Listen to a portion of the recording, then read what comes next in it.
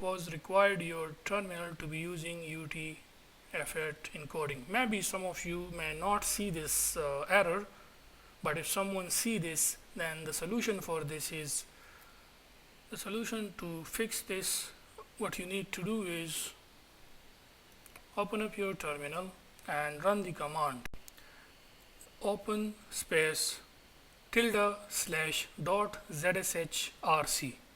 Run this command and it will open up the zshrc file, and then in here in your zshrc file press enter, so you can come down here and you have to write this export lang language equals to en underscore us dot utf dash 8 hyphen 8, or you can say dash 8.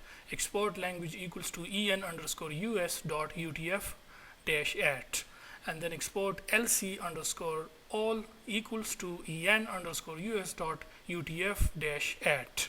Then save, control s, command s, or you can click on file and save like this. Okay, command s also will save.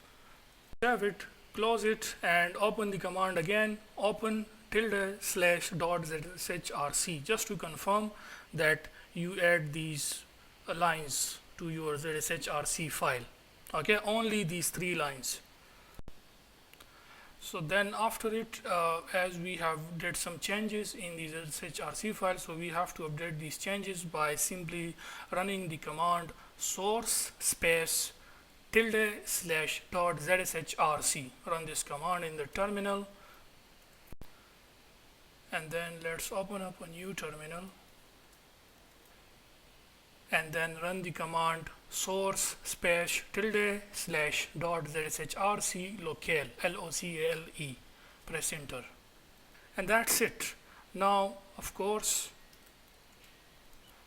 in the terminal, if you run now the command care doctor, then you will see that our system is ready for the development